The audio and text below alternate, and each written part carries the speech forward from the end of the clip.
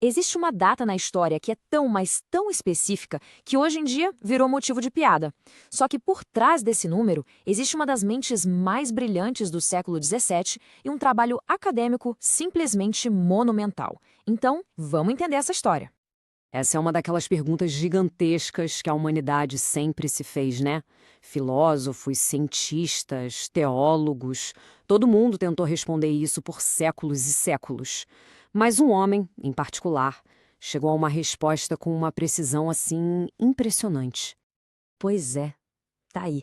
Não é só o ano, não. É o dia exato. Essa é a data que o arcebispo James Ussher calculou para a criação do mundo. E, para ser ainda mais exato, ele acreditava que o tempo começou a contar na noitinha anterior a esse domingo. Olha, é muito fácil a gente, com todo o nosso conhecimento de hoje, olhar para isso e dar uma risadinha. Mas, e se a gente estiver perdendo o ponto principal? O que vamos ver aqui é que, longe de ser um chute qualquer, essa data foi o resultado de uma pesquisa incrivelmente rigorosa para os padrões da época. Para a gente entender o trabalho do Ussher, primeiro a gente precisa colocar as coisas no contexto certo. Ele não era um cara trabalhando sozinho numa caverna, muito pelo contrário. Naquela época, calcular a idade da Terra era um dos maiores projetos intelectuais da Europa. Era um debate seríssimo, de altíssimo nível, que envolvia as mentes mais respeitadas que existiam. E agora, olha só que interessante. A estimativa do Ussher não era nem um pouco esquisita. Dá uma olhada nos outros nomes dessa lista. A gente tem Johannes Kepler, o gênio da astronomia, e lá no final, ninguém menos que Sir Isaac Newton. A data do Ussher, 4004 a.C., estava bem ali, no meio do que os maiores pensadores da época estavam calculando. E essa frase do famoso cientista Stephen Jay Gould resume tudo perfeitamente. Ussher não era um Zé Ninguém. Ele era a vanguarda, a ponta de lança da pesquisa histórica daquele tempo. Tá bom. Então, como é que ele chegou num número tão, mas tão específico? A resposta está num método super meticuloso que misturava várias áreas do conhecimento. Não foi um chute de jeito nenhum, foi um verdadeiro quebra-cabeça. Ele usou as melhores ferramentas que ele tinha, a Bíblia como um documento histórico, os registros de outras civilizações antigas e a ciência mais moderna da sua época. O primeiro passo foi usar a Bíblia como uma espinha dorsal para a linha do tempo. Ele foi pacientemente somando as idades das pessoas nas genealogias, os anos de reinado dos reis, sabe? Um trabalho de formiguinha, super detalhado, de Adão até os últimos reis de Judá.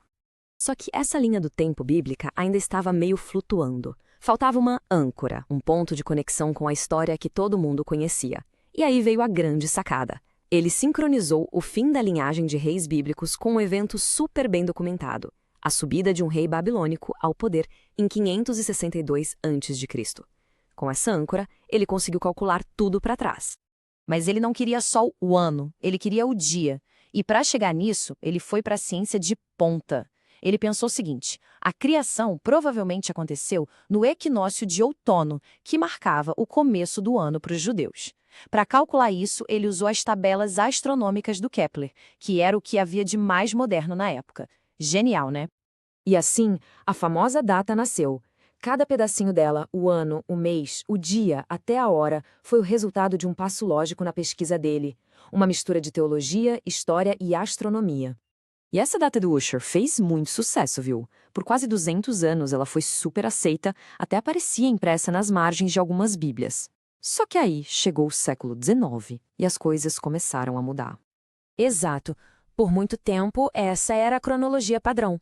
Mas no século XIX, uma nova maneira de entender o passado da Terra começou a surgir. E ela não vinha dos livros, mas sim das rochas. A geologia moderna virou o jogo completamente. Os cientistas começaram a perceber que processos muito, muito lentos, como a erosão, tinham moldado o planeta ao longo de um tempo imenso. Uma Terra com apenas 6.000 anos de idade, de repente parecia incompatível com as novas evidências. E o curioso é que a crítica não veio só da ciência, não. Muitos teólogos importantes também começaram a repensar as coisas, dizendo que talvez as genealogias da Bíblia tivessem um propósito mais teológico e não de ser um relógio preciso. A própria teologia estava evoluindo. Então, como é que a gente deve olhar para o trabalho do Ussher hoje em dia? É só um erro vergonhoso do passado ou é algo a mais? Vamos voltar para o Stephen Jay Gould porque o ponto dele é fundamental. É muito fácil e, na verdade, até um pouco mesquinho julgar o Ussher com os critérios da ciência de hoje. É como pegar um mapa do século XVII e reclamar que ele não tem GPS. Não faz o menor sentido. E no final a gente fica com essas duas visões. A visão popular, que trata o trabalho dele como uma piada, quase como algo anticientífico, e a visão histórica, que reconhece o trabalho como o que ele realmente foi. Uma obra de erudição espetacular para sua época, um esforço gigantesco para sintetizar todo o conhecimento disponível para responder a uma das maiores perguntas da humanidade. Isso tudo deixa a gente com uma última pergunta para pensar. Como será que os nossos fatos, as nossas certezas científicas de hoje, vão ser vistas daqui a 400 anos? A história do Ussher nos lembra que o conhecimento evolui. As certezas de hoje podem muito bem ser as curiosidades históricas de amanhã. É um bom convite à humildade intelectual, né?